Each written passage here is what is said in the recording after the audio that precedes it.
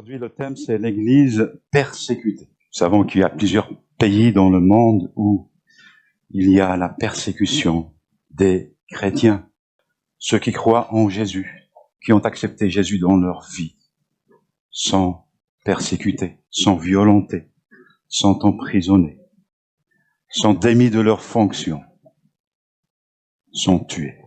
Tout le monde connaît la célèbre fable de Jean de La Fontaine, le chêne et le roseau. Donc le chêne, un arbre imposant, prétentieux, sûr de sa force, qui dit donc au roseau qui est fragile, frêle, la nature, me semble, est injuste pour toi, car le moindre vent te fait courber, baisser la tête. Et le roseau qui répond donc à cet arbre, oui, je me plie, mais je ne suis pas déraciné, je ne suis pas rompu. Et un jour, une violente tempête destructrice arrive, et le chêne est déraciné, arraché, alors que le roseau résiste. Les chrétiens persécutés passent par des tempêtes, et parfois violentes, dures. Les vents sont forts, et la pression est forte pour qu'ils renoncent à leur foi. La pression par les autorités, par la famille, par les collègues de travail, par les voisins, les proches, etc. Mais la plupart d'entre eux résistent et tiennent bon dans leur confiance, dans leur foi. Et donc parmi ces pressions, nous pouvons distinguer deux types donc de persécution. L'oppression violente et la pression par discrimination. Donc l'oppression violente, c'est la persécution marteau, et donc la pression par discrimination, c'est plutôt la persécution étau. Nous avons des assassinats, du kidnapping, mariage forcé, destruction de biens, et de l'autre côté, l'oppression, le rejet, le déni de droit, l'exclusion, le procès injuste. Mais aujourd'hui, on peut dire que la situation est encourageante. Pourquoi? Parce que malgré la persécution, l'Église avance dans la plupart de ces pays. Le royaume de Dieu avance. On peut prendre l'exemple de l'Iran. L'Iran est une république islamique et ce pays occupe le 8e rang dans l'index mondial de persécution en 2021. Les chrétiens sont persécutés par le gouvernement, qui les considère comme des agents de l'Occident. Et la vie à l'Église est complètement muselée par les autorités. Ce sont des chrétiens d'arrière-plan musulmans qui sont le plus persécutés. Ils se réunissent en secret dans les maisons. Et s'ils sont découverts, ils sont arrêtés et emprisonnés. Et pourtant, l'Église iranienne aujourd'hui est celle qui grandit le plus dans le monde. On estime à plus de 800 000 chrétiens dans ce pays. Selon les analystes de la persécution, l'Iran connaît donc actuellement un exode massif de l'islam vers le christianisme. Et un responsable iranien a dit, « Et si je vous disais que les mosquées sont vides ?» C'est exactement ce qui se passe en Iran. L'intransigeance des ayatollahs pousse les musulmans dans les bras de Jésus et fortifie la foi des chrétiens. Amen. Gloire à Dieu, plus de 800 000 chrétiens dans ce pays. Nous pouvons prendre l'exemple de l'Inde. L'Inde dans le 10e rang dans l'index de persécution en 2021. Ici, dans ce pays, les chrétiens sont victimes plutôt du nationalisme religieux exercée par le parti hindou, parti radical au pouvoir. Et les chrétiens sont agressés, injustement accusés de convertir de force les hindous vers Christ. Et ils sont parfois assassinés. Et pourtant, là aussi, l'Église avance, l'Église grandit, malgré les menaces. Le nombre de chrétiens ne cesse de croître. On estime aujourd'hui à plus de 66 millions de chrétiens en Inde. Oui, mes bien-aimés, l'Église, elle est persécutée. Mais il y a de bonnes nouvelles, parce que le royaume de Dieu avance. L'Église avance, grandit dans ces pays persécutés. Nous allons lire un texte. C'est dans 2 Corinthiens au chapitre 4. 2 Corinthiens au chapitre 4, à partir du verset 5 jusqu'au verset 18. Donc, deuxième lettre aux Corinthiens au chapitre 4, à partir du verset 5. Nous ne nous prêchons pas nous-mêmes, mais c'est Jésus-Christ, le Seigneur que nous prêchons. Et nous nous disons vos serviteurs à cause de Jésus. Car Dieu qui a dit, la lumière brillera du sein des ténèbres, a fait briller la lumière dans nos cœurs pour faire resplendir la connaissance de la gloire de Dieu sur la face de Christ. Nous portons ce trésor dans des vases de terre, afin que cette grande puissance soit attribuée à Dieu et non pas à nous. Nous sommes pressés de toute manière, maintenant réduits à l'extrémité dans la détresse, maintenant dans le désespoir, persécutés, maintenant abandonnés, abattus, maintenant perdus. Pourtant, portant toujours avec nous dans notre corps la mort de Jésus, afin que la vie de Jésus soit aussi manifestée dans notre corps. Car nous qui vivons, nous sommes sans cesse livrés à la mort à cause de Jésus, afin que la vie de Jésus soit aussi manifestée dans notre chair mortelle.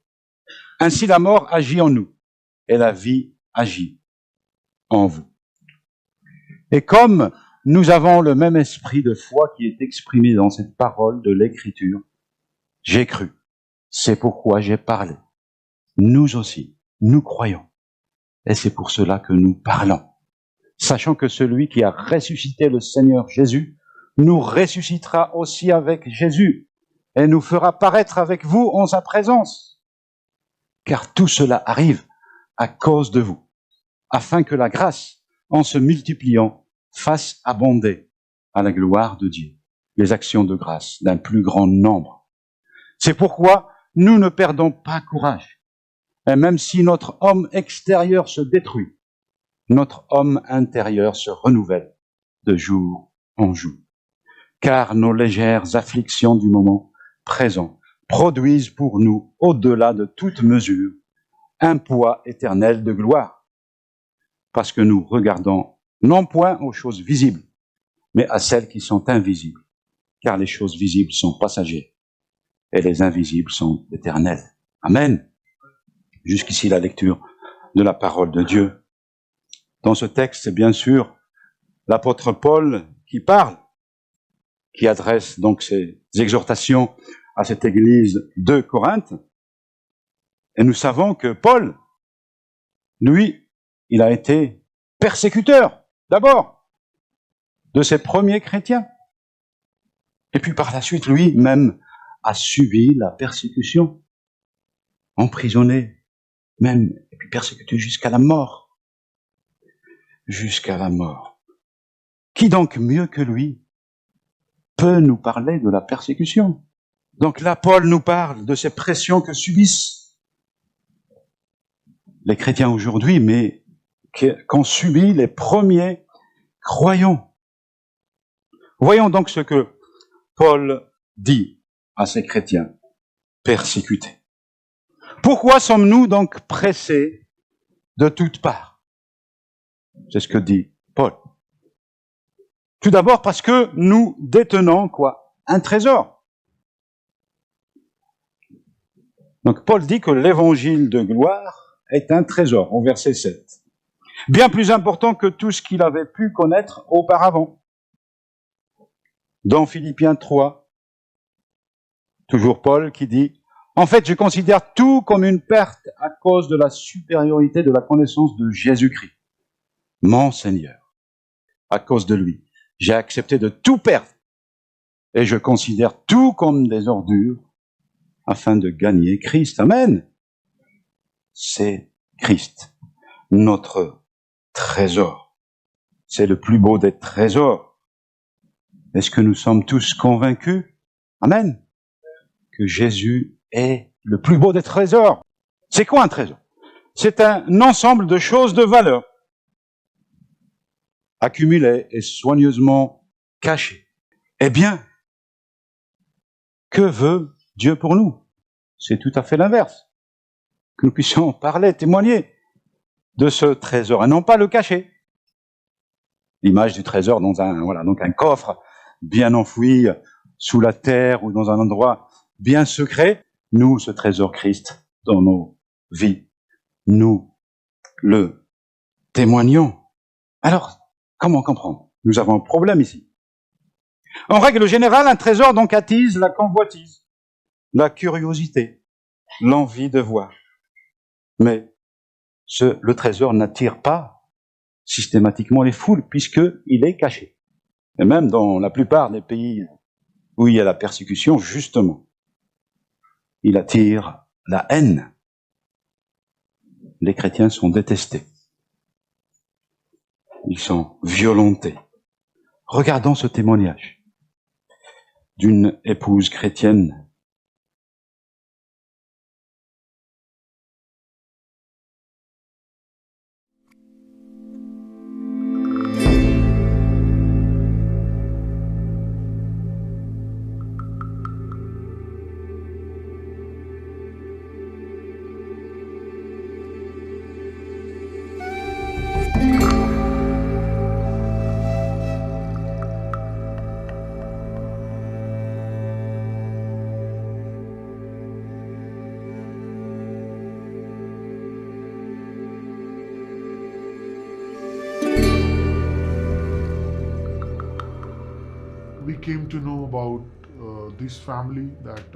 Nous avons appris l'existence de cette famille.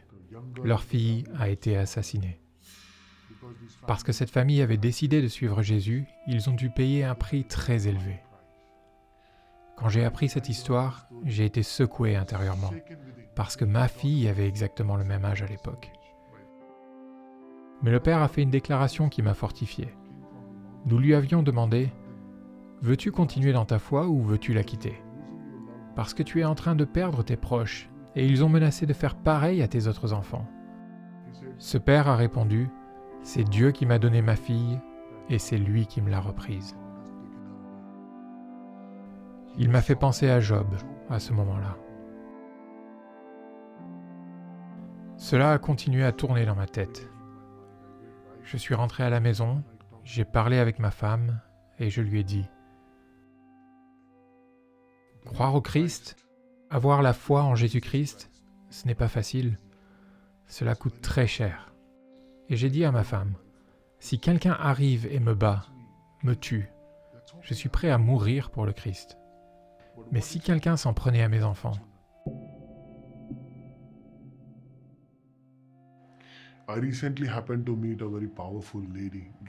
j'ai récemment rencontré une femme très forte, Kirti.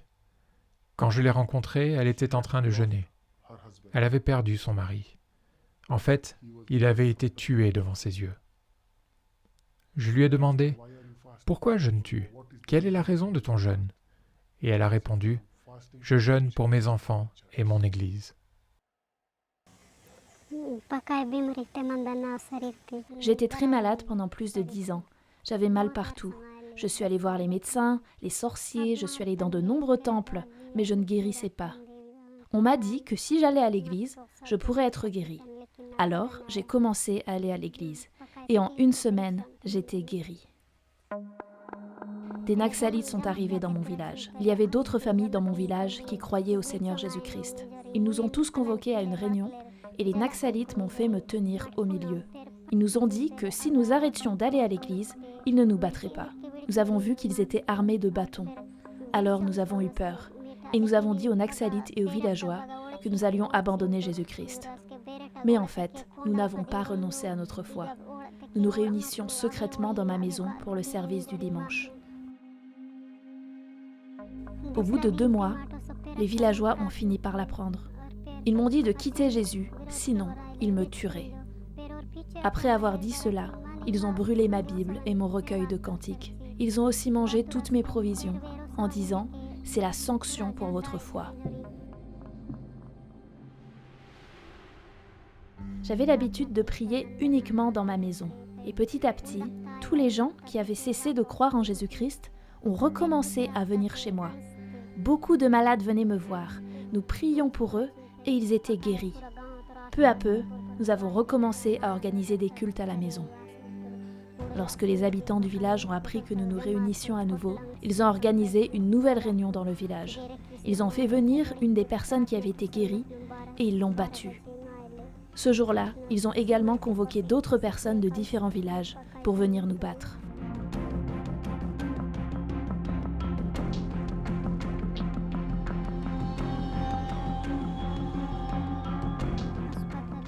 Tout en me battant, ils me disaient d'abandonner Jésus-Christ.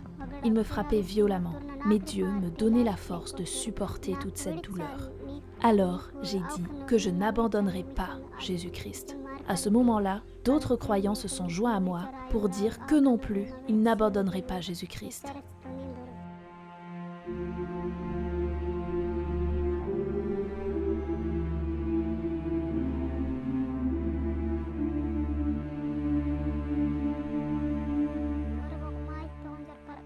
Une nuit, des villageois sont venus rôder autour de notre maison, des cordes à la main.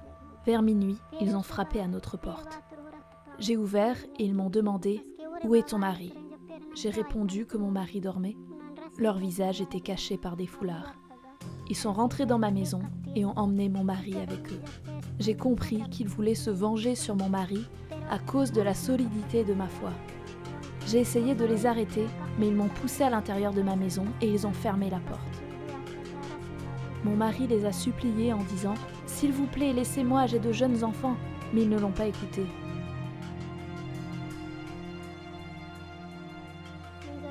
Pendant 6 jours, ils ne lui ont donné ni eau ni nourriture. Ils lui ont bandé les yeux et l'ont emmené de village à village. Mon mari avait perdu la mémoire à cause des tortures qu'on lui faisait subir. Le jour où ils ont décidé d'exécuter mon mari, ce jour-là, mon mari n'était plus capable de me reconnaître et ils ne m'ont pas permis de m'approcher de lui. Ils l'ont fait s'allonger et ont maintenu un bambou sur son cou et 2 personnes se tenaient debout sur le bambou des 2 côtés. Après quelques instants, ils ont dit « Viens récupérer le corps de ton mari ». Ce jour-là, il y avait aussi un autre homme qu'ils voulaient exécuter. Ils ont relâché l'autre homme parce qu'il n'était pas croyant. Mais mon mari a été tué simplement parce qu'il était croyant. Je me tenais à une certaine distance. Je priais et je disais à Dieu « Seigneur, que ta volonté soit faite. » La parole de Dieu m'aide à faire face à toutes sortes de problèmes. Il est écrit « Ne t'inquiète de rien, car Dieu est là pour combler tous tes besoins. » Quand je tombe malade, Dieu me guérit et il répond à tous mes besoins. Les partenaires de Portes Ouvertes nous ont aidés continuellement. Non seulement ils se sont occupés de la nourriture, mais ils nous ont aussi fourni des couvertures et des vêtements. S'il vous plaît, priez pour les personnes qui ont livré mon mari aux Naxalites, afin qu'elles puissent obtenir le salut, que Dieu change leur cœur et qu'ils puissent eux aussi accepter Jésus-Christ dans leur vie. Je prie pour le salut de mon village et je crois que mon village obtiendra le salut.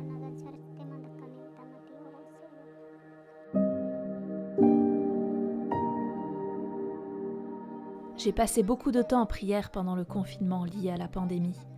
De nombreux villageois sont venus chez moi pour prier pour leur maladie et Dieu les a tous guéris. Maintenant, beaucoup de nouvelles personnes de mon village ont également commencé à croire en Jésus. Environ 10 nouvelles familles ont commencé à croire au Seigneur Jésus pendant le confinement. J'ai encore été persécutée par certaines personnes de mon village, mais maintenant, je n'ai plus peur. Dieu est avec moi. Priez pour nos besoins et priez pour moi, afin que Dieu m'utilise pour son royaume et pour sa gloire dans les années à venir. Quand j'ai appris ce que Kirti avait vécu, toutes les douleurs, les souffrances, les luttes, l'exclusion, face à tant de deuil et de rejet, je pense que n'importe qui pourrait craquer à ce stade. Pourtant, la foi de Kirti n'a pas faibli. J'ai rencontré une personne très forte avec un témoignage fort et une forte conviction personnelle d'être aimé par Dieu.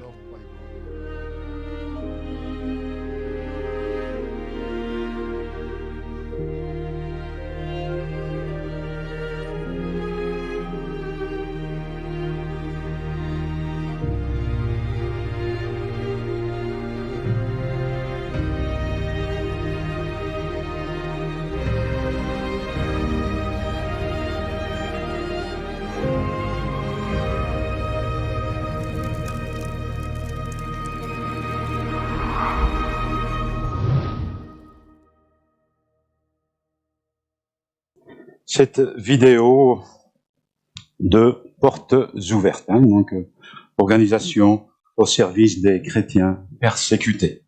Et aussi, donc, la trame de la prédication a été envoyée, donc cette prédication d'aujourd'hui a été envoyée par cette organisation. Et nous croyons que notre sœur Kirti, quand elle a prié à la fin de la vidéo, prier pour ses ennemis, pour qu'ils se convertissent. Elle priait pour que son témoignage soit pour la gloire de Dieu. Amen. Que le Seigneur l'utilise pour sa gloire. Nous l'avons vu aujourd'hui, beaucoup d'autres églises dans le monde, je le vois aujourd'hui ou dimanche prochain, ou d'autres dimanches. Donc je pense que sa prière est exaucée aujourd'hui. Elle a dit aussi que plusieurs familles se sont converties dans son village, dans sa prière aussi. Elle priait pour son village, pour son pays. Le Seigneur est vivant. Amen. Il répond à nos prières. Le diable se sert de l'incrédulité de l'homme pour justement lui fermer la porte afin qu'il ne vienne pas à Christ. Mais alors que devons-nous faire? Nous taire et cacher notre trésor. Au verset 13. J'ai cru. C'est pourquoi j'ai parlé. C'est de l'abondance du cœur que la bouche parle. Amen. C'est ce qu'a fait l'apôtre Paul. Persécuté, il a parlé. Et notre sœur Kirti, persécutée, elle a perdu son mari. Violentée, mais elle a continué à parler. Elle a continué à témoigner. Pressée, mais non écrasée. Nous sommes appelés à briller dans nos faiblesses humaines par la puissance de Dieu. Nous sommes parfois accablés. Mais Paul nous encourage à lever nos têtes pour fixer nos regards sur la récompense finale, sur cette gloire future, sur ce meilleur avenir, parce que nous ressusciterons. Amen. C'est la parole de Dieu. Paul se considérait comme l'esclave de tous.